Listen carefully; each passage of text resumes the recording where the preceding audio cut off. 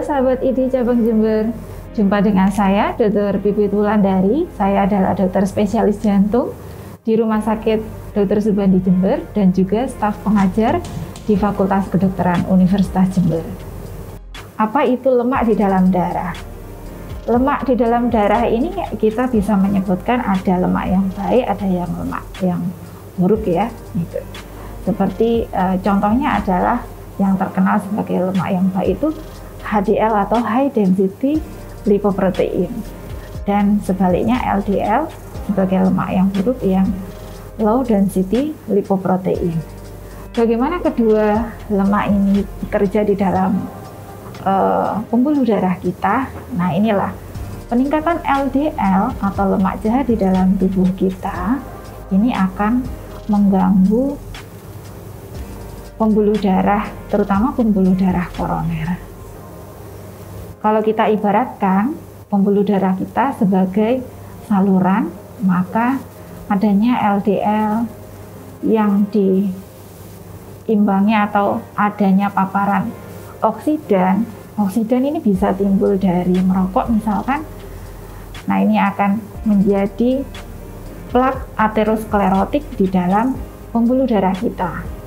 Plak aterosklerotik inilah yang nanti lama-lama bertumbuh di dalam pembuluh darah kita, sehingga dia akan mengisi sebagian besar lumen pembuluh darah. Adanya plak aterosklerotik di dalam pembuluh darah koroner inilah yang akan mengurangi aliran darah di otot-otot jantung, sehingga kita bisa ketahui bahwa pasien-pasien dengan jantung koroner memiliki keluhan nyeri dada jika beraktivitas yang lebih berat dari biasanya. Hal ini disebabkan suplai atau aliran darah ke distal akan sedikit terkurangi dengan adanya plak aterosklerotik yang ada di dalam lumen pembuluh darah. Inilah pentingnya kita menjaga komposisi lemak di dalam darah menjadi kondisi yang seimbang. Ya, tentang plak aterosklerotik ini, bagaimanakah dia mempengaruhi pembuluh darah koroner kita? Apakah dia hanya akan mengurangi aliran darah di miokard atau di otot jantung? Nah, lebih parahnya lagi, plak aterosklerotik ini jika dia mengalami pecah di dalam, atau kita sebutkan sebagai rupture plak, begitu, ini akan menyumbat aliran darah koroner ini secara total. Dapat dibayangkan lagi tadi ilustrasi sawah yang dialiri suatu irigasi. Jika irigasi ini tersumbat, maka sawah yang ada di bagian distalnya tidak akan mendapatkan aliran air. Sama halnya dengan miokard di dalam tubuh kita. Jika ada salah satu bagian pembuluh darah yang tersumbat, maka aliran distal dari pembuluh darah koroner ini tidak akan mendapatkan oksigen dan aliran darah, sehingga yang terjadi adalah kematian sel-sel otot jantung di bagian distal tersebut, sehingga kekuatan pompa jantung akan turun secara tiba-tiba. Matinya otot-otot sel jantung ini yang akan, dan kekurangan oksigen ini yang akan dirasakan sebagai nyeri dada yang hebat pada serangan jantung. Dan kekuatan kontraksi dari otot-otot yang mengalami kematian ini akan berakibat pada keluhan sesak nafas yang tiba-tiba pada pasien dengan serangan jantung akut. Itulah sebabnya kita harus menjaga supaya plak aterosklerotik ini tidak terbentuk atau tidak menjadi rupture kalaupun memang ada plak aterosklerotik pada kondisi atau diagnostik ditemukan adanya plak. Tadi kita sudah membahas tentang faktor risiko yang dapat dimodifikasi 3 hal tadi. Nah, ketiga faktor risiko ini sangat berkaitan dengan pola makan kita. Bagaimana sih pola makan yang sehat ini? Nah, kita bisa lihat dari unsur-unsur makanannya ya. Misalkan pada karbohidrat, bagaimana kita memilih karbohidrat. Untuk pasien-pasien diabetes, maka dianjurkan untuk memilih sumber karbohidrat yang memiliki indeks glikemik rendah. Sebagai contoh, nasi merah. Kemudian ya boleh misalkan ada nasi jagung yang merupakan makanan lokal masyarakat kita. Ini lebih baik ketimbang roti. Ataupun kalau kita memilih roti, maka memilih roti yang tinggi serat dengan bahan yang tinggi serat. Yang kedua, bagaimana kita memilih sumber makanan protein hewani. Banyak sekali yang menanyakan, pasien hipertensi, bolehkah makan daging? Sebenarnya untuk sumber protein hewani ini, untuk daging merah, ini dianjurkan dibandingkan dengan jeroan ya, hati, kemudian limpa atau jeroan yang lain. Kemudian sumber daging ayam misalkan. Nah ini bisa dipilih yang tanpa kulit. Kemudian sumber lainnya adalah misalkan ikan laut. Nah, ikan laut yang segar menjadi pilihan sumber protein hewani yang lebih dipilih dibandingkan dengan udang, kepiting, ataupun cumi yang ini memiliki kadar kolesterol yang sangat tinggi.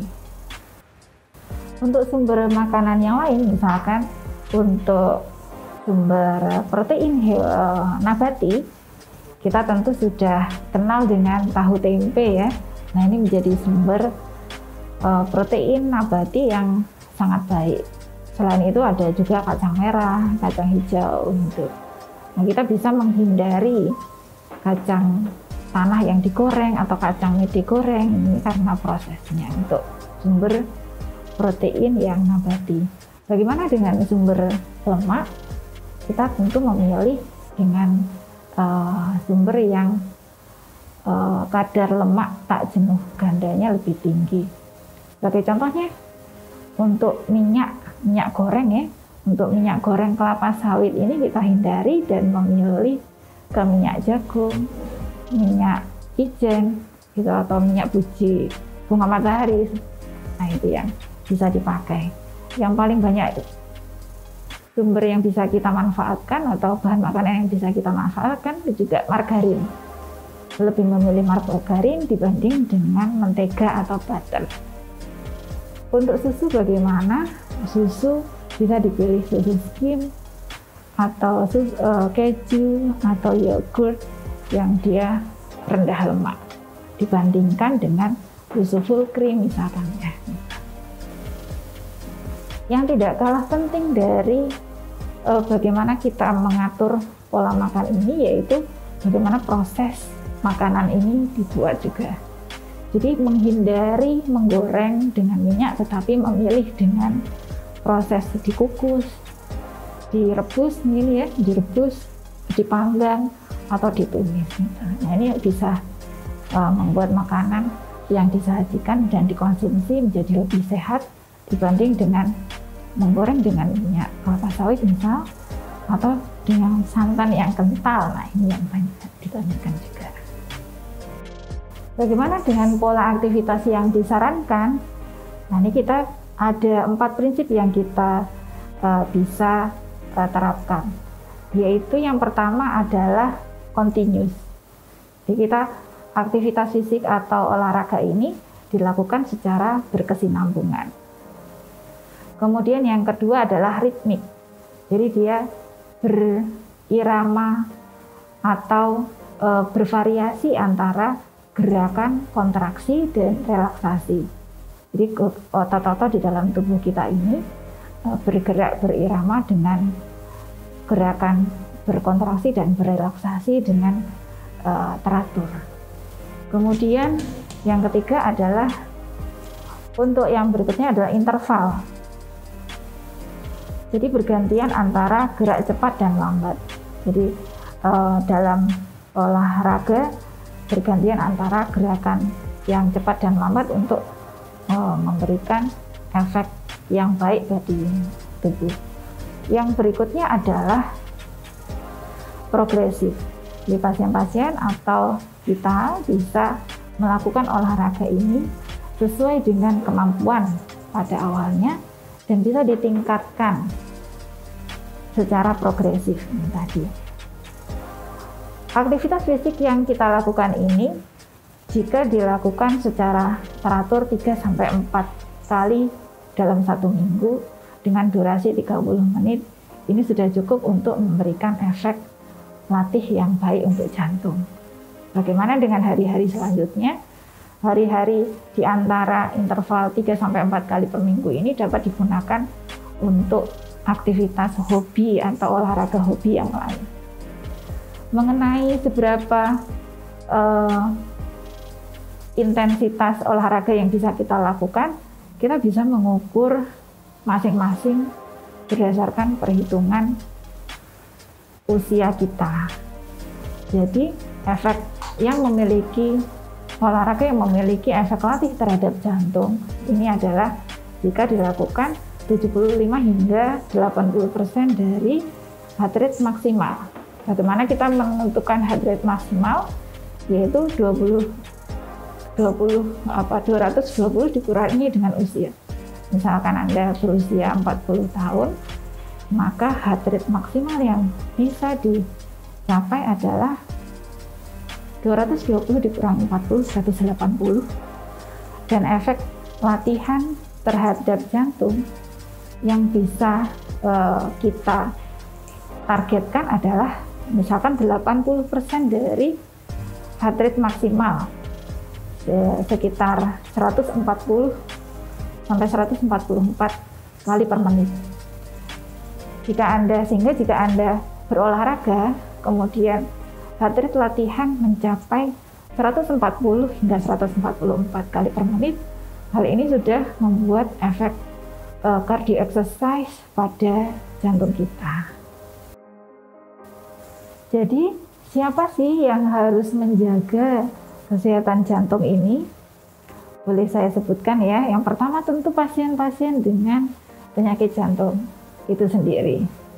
Yang kedua adalah individu atau seseorang yang memiliki faktor-faktor risiko yang memungkinkan untuk terjadinya kejadian jantung koroner. Faktor-faktor risiko yang tadi kita sudah sebutkan yaitu yang memiliki riwayat hipertensi, diabetes mellitus, dislipidemi, kemudian pasien dengan riwayat penyakit keluarga terkait dengan kejadian kardiovaskuler. Yang ketiga adalah pasien-pasien yang keluarga dekat, pasien yang memiliki keluarga dengan penyakit kardiovaskuler. Ini juga perlu aware untuk menjaga kesehatan jantungnya. Berikutnya adalah tentu kita semua yang masih sehat pun harus berusaha untuk menjaga pola makan, pola perilaku, dan aktivitas yang sehat lainnya. Jadi Sobat ID, dari perbincangan kita tadi, bagaimana cara kita menjaga supaya jantung tetap sehat? Maka kita bisa memilih pola hidup sehat. Memilih pola hidup sehat ini bisa dengan pola makan yang sehat, kemudian pola aktivitas yang sehat, stop merokok, jaga berat badan seimbang. Oke sahabat ID, demikian penjelasan dari saya kali ini. Semoga kita selalu sehat. Nah, untuk selanjutnya kita mau membahas topik apa di channel YouTube ID Jember Official? Silahkan tulis saran dan masukan di kolom komentar di bawah ini. Terima kasih sudah menonton. Jangan lupa like, subscribe, dan aktifkan notifikasi di video ini agar kamu menjadi yang pertama mengetahui video kita selanjutnya. Sampai jumpa, masyarakat sehat, masyarakat sejahtera.